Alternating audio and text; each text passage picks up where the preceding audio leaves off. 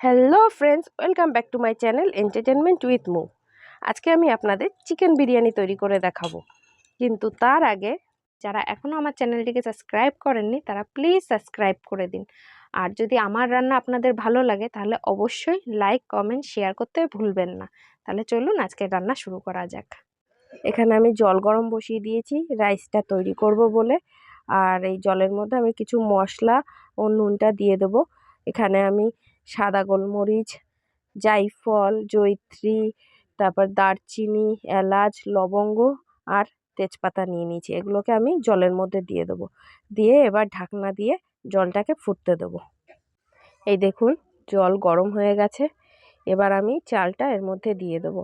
চাল আমি 1 ঘন্টা আগে ভিজিয়ে রেখেছিলাম। এবার এই চাল আমি আস্তে আস্তে এই জলের মধ্যে দিয়ে দেবো। এই দেখুন চালগুলো ভিজে কি সুন্দর সাদা হয়ে গেছে আর ফুলে উঠেছে। এবার এই চালগুলো আমি জলের মধ্যে দিয়ে দেবো। আস্তে আস্তে করে পুরো চালটাই দিয়ে দেবো জলের মধ্যে। আর ভাতটা আমি খুব বেশি ফোটাবো না, কারণ বেশি ফুটে গেলে পুরো যদি আমি হাঁড়িতেই তৈরি করে নিই, এখনই তৈরি করে নিই, তাহলে বিরিয়ানিতে যখন ভাপ দেবো তখন ভাতটা পুরো নরম হয়ে যাবে আর ভেঙে যাবে। এর জন্য এটাকে আমি যে একবার ফুটে উঠবে তারপরেই ভাতটা আমি নামিয়ে দেবো। এরপর বিরিয়ানিতে গিয়ে বাকি ভাতটা কমপ্লিট হবে। এখানে আমি এবার চালটা পুরো দিয়ে দিচ্ছি আস্তে আস্তে।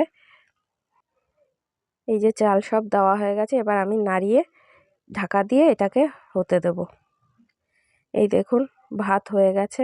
এবার আমি ভাত নামিয়ে নেব। এরকমই নামাবো, এর থেকে বেশি সিদ্ধ করব না। এবার নামিয়ে নেব। এখানে আমি একটা বিরিয়ানির বড় হাঁড়ি নিয়ে নিয়েছি। এই হাঁড়ির মধ্যেই আমি পুরো বিরিয়ানিটা তৈরি করব। এর মধ্যে আমি এখন সর্ষের তেল নিয়ে নিচ্ছি। তেল গরম হয়ে গেছে। এবার এর মধ্যে আমি একটা তেজপাতা দিয়ে দেবো। এর মধ্যে আমি গোটা গরম মশলা দিয়ে দিচ্ছি, দারচিনি, এলাচ আর লবঙ্গ দিয়ে এটাকে আমি একটু হালকা নেড়ে ছেড়ে নেব। গোটা গরম মশলাটা ভাজা হয়ে গেছে। এবার এর মধ্যে আমি পেঁয়াজ দিয়ে দেবো। পেঁয়াজ দিয়ে পেঁয়াজটা আমি ভালোভাবে ভেজে নেব। পেঁয়াজ এবার আমি ভালোভাবে নেড়ে ছেড়ে ভেজে নেব লাল লাল করে। এই দেখুন পেঁয়াজ আমার লাল লাল করে ভাজা হয়ে গেছে। এবার এর মধ্যে আমি জল দিয়ে দেবো। এখানে আমি 3-4 মগ জল দেবো, যেহেতু অনেকটা আলু অনেকটা মাংস। আলুটাও সিদ্ধ করতে হবে, চিকেনটাকেও সিদ্ধ করতে হবে। আর আমাদের ঘরে অনেক লোক, এর জন্য সব কিছুর পরিমাণ একটু বেশি বেশি হয়। তাই এখানে আমি একটু বেশি করে জল দিয়ে দেবো। জল দেওয়া হয়ে গেছে। এবার এর মধ্যে আমি আলুগুলো দিয়ে দেবো। আলুগুলো আগে আমি কিছু করিনি, ভাজিও নি, কোনো রকম কোনো মশলা টশলা কিছুই মাখাইনি। এখানে আমি ধুয়ে ছুলে রাখা আলুগুলোকে এবার ওই পেঁয়াজের জলের মধ্যে দিয়ে দিচ্ছি। সব আলুগুলোই দিয়ে দেবো। আর আলুগুলোর সাইজ ছোট বলে আমি এগুলোকে গোটা গোটাই রেখেছি। আপনারা চাইলে বড় আলু হলে সেগুলোকে মাঝখান দিয়ে কেটে দুভাগ করে দিতে পারেন। এবার এর মধ্যে আমি এবার এই গুঁড়ো মশলা দিয়ে দেবো। হলুদ, জিরের গুঁড়ো, ধনের গুঁড়ো আর লঙ্কার গুঁড়ো, এগুলোকে আমি এর মধ্যে দিয়ে দেবো। স্বাদ অনুযায়ী নুন দিয়ে দেবো। এবার নেড়ে চেড়ে ভালোভাবে মশলাটাকে জলের সঙ্গে মিশিয়ে নেব। এর মধ্যেই আমি এই আলুটাকে সিদ্ধ করব। আমি মিক্সিতে আদা রসুনের পেস্ট করে তার জলটা চিপড়ে বার করে নিয়েছি। নিয়ে সেই জলটা আমি এই বিরিয়ানিতে ইউজ করব। এখানে আমি এই ঝোলটার মধ্যে ওই আদা রসুনের জলটা দিয়ে দিলাম। দিয়ে এবার এটাকে খুব ভালোভাবে নেড়ে চেড়ে নেব। এবার আলুগুলো সিদ্ধ হয়ে যাওয়ার জন্য আমি এখানে ঢাকনাটা দিয়ে দেবো। এই ঢাকনাটা আমি 10-15 মিনিট রাখবো, যাতে আলুগুলো ভালোভাবে সিদ্ধ হয়ে যায়। 10-15 মিনিট হয়ে গেছে, আমি ঢাকনা তুলে নিচ্ছি। এই দেখুন এবার আমি একটা খুন্তি দিয়ে এটাকে একটু নেড়ে চেড়ে নেব। নেড়ে চেড়ে নিয়ে দেখে নেব আলুগুলো সিদ্ধ হয়েছে কিনা। আলু যেহেতু গোটা গোটা রয়েছে, সিদ্ধ হতে একটু সময় লাগবে।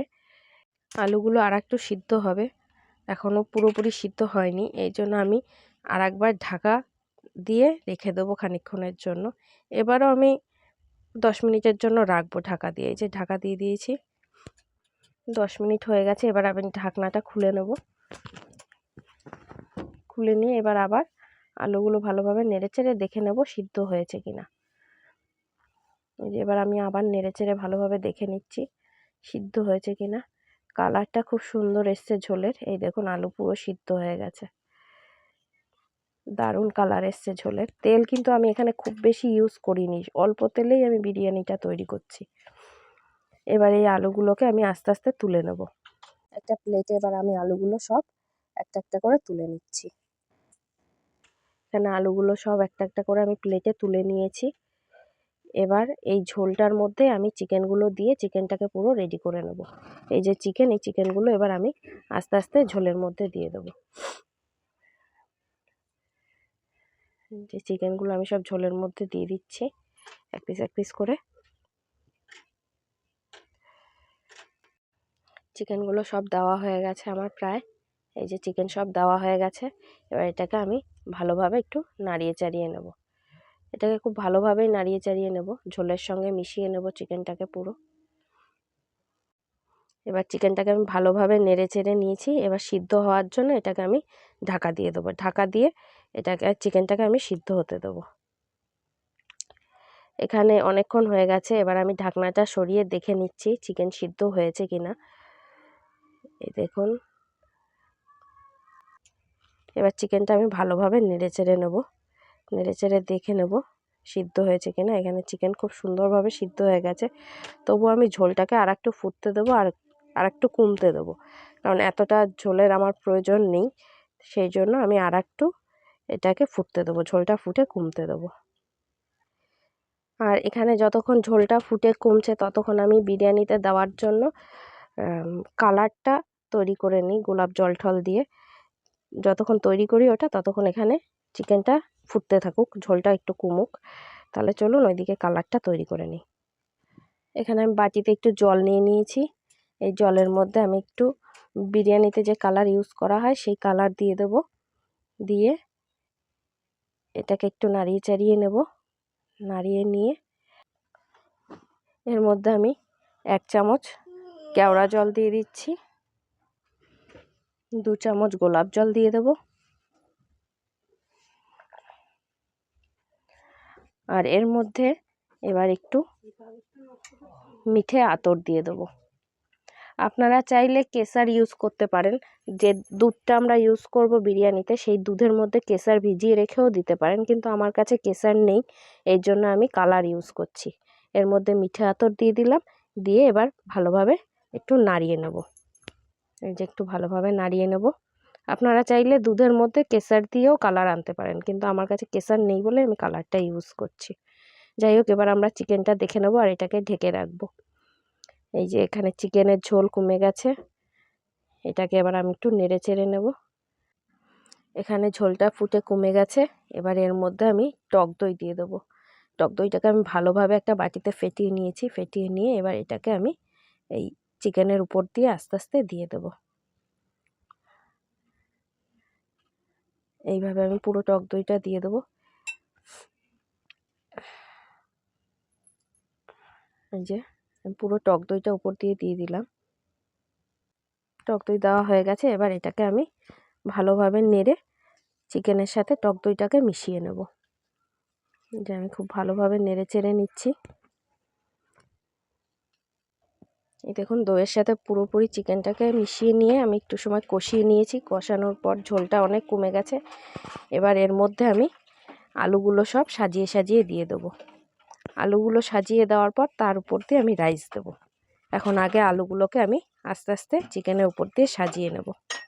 এই সময় আমি গ্যাসের ফ্লেমটাকে একদম লোতে করে দিয়েছি, যাতে নিচ থেকে পুড়ে না ওঠে।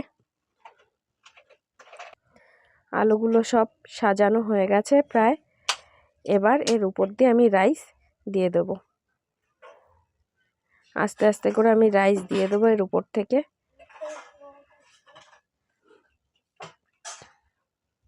এই যে আস্তে আস্তে করে রাইসগুলো আমি দিয়ে দেবো এর উপর দিয়ে। এখন আমি গ্যাসটা বন্ধ করে দিয়েছি, যেহেতু রাইস দিচ্ছি, রাইসটা সাজাতে অনেকটা সময় লাগবে, এই জন্য আমি গ্যাসটাকে বন্ধ করে দিয়েছি। বন্ধ করে দিয়ে তারপরে আস্তে আস্তে করে এগুলোকে গুছিয়ে নেব। এখানে আমি চিকেনের উপর দিয়ে রাইসটাকে খুব সুন্দরভাবে ছড়িয়ে নিয়েছি। এবার এর উপরে আমি মাদার ডেয়ারি দুধ এনে গরম করে নিয়েছিলাম, সেটাকেই ঠান্ডা করে এখন ইউজ করছি। দুধটা আমি উপর দিয়ে এইভাবে চামচ দিয়ে ছড়িয়ে ছড়িয়ে দেব চারিদিক দিয়ে, যাতে দুধটা চারিদিকেই দুধের ফ্লেভারটা যায়। এইভাবে আমি দিয়ে দেবো। দুধ দেওয়া হয়ে গেছে। এবার এর উপর দিয়ে আমি বিরিয়ানি মশলা ছড়িয়ে দেব। আপনারা চাইলে যে কোনো বিরিয়ানি মশলা ইউজ করতে পারেন, কিংবা ঘরে তৈরি করেও ব্যবহার করতে পারেন। এখানে আমি বাজার থেকে কিনে আনা বিরিয়ানি মশলা ইউজ করছি। বিরিয়ানি মশলাটা আমি ছড়িয়ে দিচ্ছি রাইসের উপর থেকে। এবার এর উপর দিয়ে আমি আবার রাইস ছড়িয়ে দেব, ভালোভাবে ছড়িয়ে আবার সাজিয়ে নেব। এই যে আবার রাইস ছড়িয়ে সুন্দরভাবে সাজিয়ে নিয়েছি। এবার এর উপর দিয়ে আমি আবার একটু দুধ দিয়ে দেবো, চারিপাশ দিয়ে দুধ দিয়ে দেবো।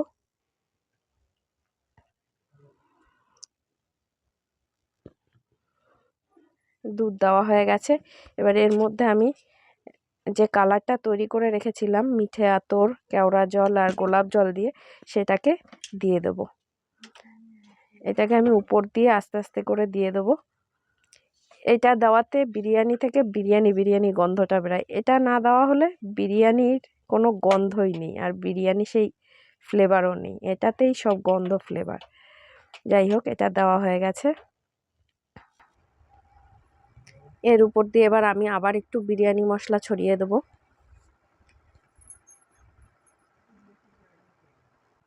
এর উপর দিয়ে এবার আমি একটু ঘি দিয়ে দেবো। চারিপাশ দিয়ে একটু একটু করে ঘি দিয়ে দেবো, যাতে ঘিয়ের ফ্লেভারটা ছাড়ে। আমি খুব বেশি ঘি ইউজ করব না, সামান্য পরিমাণ ঘিই দেব। এই যে ঘি দিয়ে দিলাম। এবার আমি বিরিয়ানির হাঁড়ির ঢাকনাটা আটকে দেবো। এখানে আমি গ্যাসে একটা চাটু গরম করে নিয়েছি। এবার এই চাটুটার উপরেই আমি হাঁড়িটাকে বসিয়ে দেবো ভাপ হওয়ার জন্য। এখানে বসিয়ে দিলাম।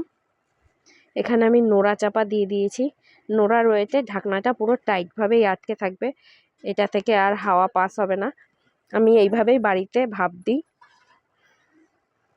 এখানে 15 মিনিট হয়ে গেছে। এবার আমি নোড়াটাকে তুলে নেব। তুলে নিয়ে এবার ঢাকনাটা আমি খুলে নেব। এবার আমি ঢাকনা সরিয়ে নিয়েছি। এই দেখুন, এখনো ধোয়া বেরোচ্ছে ভাপের। এবার আমি হাতা দিয়ে একটু নাড়িয়ে চাড়িয়ে দেখাচ্ছি আপনাদের। দেখুন, এই যে আলু বেরিয়ে এসেছে, কালারটাও বেশ সুন্দর এসেছে বিরিয়ানির। আমি নাড়িয়ে দেখাচ্ছি। একটু অয়েলি হয়নি, আর একেবারে ঝরঝরে বিরিয়ানি হয়েছে। ভাতও একটাও ভাঙেনি, একটু অয়েলি হয়নি, দারুণ হয়েছে। এবার এটাকে আমি একটা প্লেটে সার্ভ করে দেখাচ্ছি। এই দেখুন, প্লেটে নিয়ে নিয়েছি। বিরিয়ানি থেকে এখনও ধোয়া বেরাচ্ছে, আর চিকেনটা এত জুসি হয়েছে আর এত সুন্দর হয়েছে, মানে অসাধারণ চিকেন হয়েছে, এত সফট, দারুণ হয়েছে। আপনারা অবশ্যই বাড়িতে ট্রাই করে দেখবেন, আর অবশ্যই আমাকে কমেন্ট করে জানাবেন যে কেমন খেলেন বিরিয়ানি বাড়িতে এই স্টাইলে তৈরি করে। তাহলে সাবস্ক্রাইব করতে ভুলবেন না, আর লাইক শেয়ার করতে ভুলবেন না। তাহলে আজকের মতন আসি, আবার নতুন ভিডিওতে দেখা হবে। টাটা।